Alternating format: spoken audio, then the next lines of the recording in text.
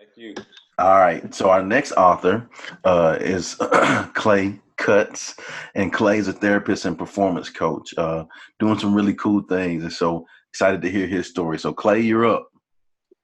Yeah, thanks, guys, and thanks for the rest of the group here. Some great stories. I love being around folks like this. So thanks for including me tonight.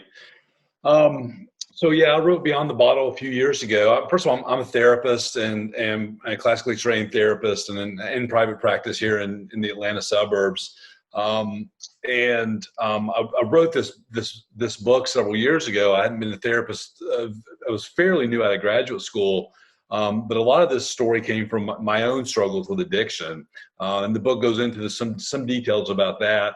And so for me, like my whole life since 2006 has been like, how do I get beyond the bottle? How do I get to be more and more, and not just more in terms of like financial success or those sorts of things, material success, but how do I get to be more of a blessing in the world? How do I get to be more of a better father? How do I get to be just more positivity?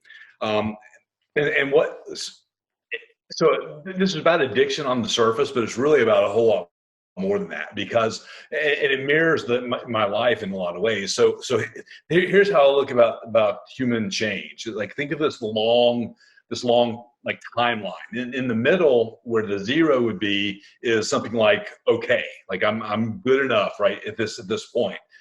Everything below that, so to speak, is where I would meet clients in my therapy practice. So they would come in with the issues with anxiety or depression or addiction or trauma or grief or whatever it was, some sort of adjustment issue, and we would work on it, and we would get into that middle point, that okay point, and then they would go, "Thanks, Clay," and they'd go away, and I'd go, good job.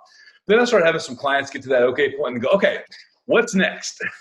And I would go, I don't know. They didn't teach me that in graduate school. Like, I don't know what's next. And then I realized, you know what? Actually, I do know what's next because this is the journey that I've been on, for decades, right? Or, decade and a half.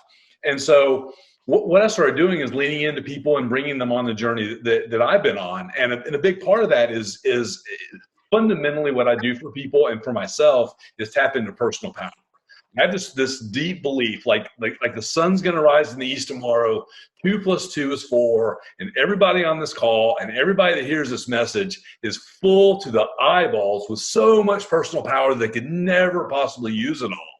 The problem is we get in our own darn way and can't tap into it, right? And so I think like what I do is not, there's no addition to what I do. It's just subtraction, like moving the stuff out of the way so that that natural personal power can shine through. Some people call it divinity. Some people call it balance. Some people, like, whatever you want to call it. I don't care. But here's sort of the fundamental piece that I've landed on. Like how I think about the world creates my reality. And I have all the power in the world to think whatever the heck I want to think. I can think I'm a piece of crap. I can think I'm a loser. I can think I'm not good enough. Or I can think, you know what? This is hard, but I'll figure it out. You know what? Struggle is supposed to be difficult. You know what? This is important enough for me to push through on. I can think anything I want to. So why not think those things that benefit me and that make me more powerful and make me sort of a positive force in the world.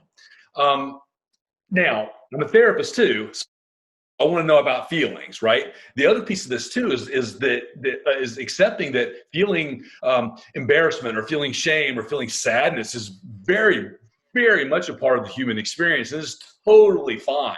In fact, it's better than fine. It's good. And so learning to sort of properly feel emotions and process them in a way that sort of moves you through them without wallowing is the cure for addictions. And by the way, addictions take a lot of forms: food, technology, sex, alcohol, drugs, violence, work. I mean, the list goes on forever, right? We can think of any way to mood alter, which means to distract ourselves from what we're feeling.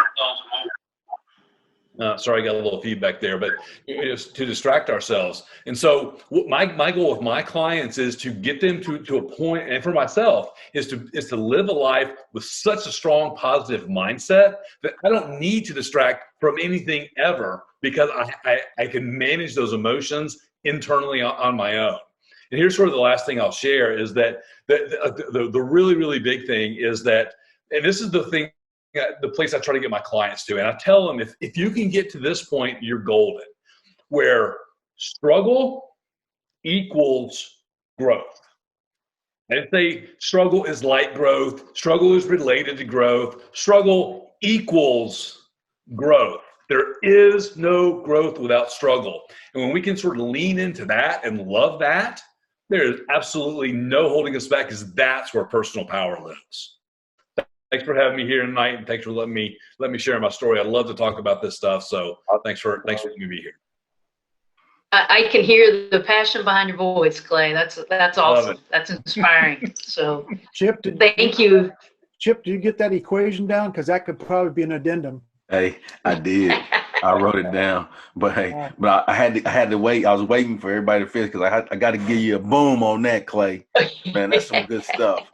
Yeah. Thank you. That is some I good stuff. love, if I can just share, man, I love what come you on. said just about the importance of feelings, man, and then just embracing it.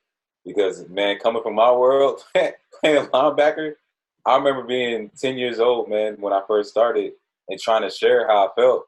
And, you know, I mean, you're being in that world where it's that toxic masculinity. Shut down. Coaches, yeah, like, you better suck it up, right? Yeah. And when you learn how to operate and program, your mind is programmed like that, man, from a young age, and then you become a man, and then it's like you go through a transition, or you go through having to be in that position where you need to talk about your emotion, how you feel. Like I that was something that I had to work through. I didn't even, and it's like I didn't even realize that I was so out of touch with my emotions. And not only was I unable to express it, but I was unable to accept when somebody would express it to me that they were hurt, because I'm thinking like, man, just, you know, so get over it. Get tough. Yeah, like you're not tough. You mean like you're not over this yet? Like what? So that was so powerful what you said, man.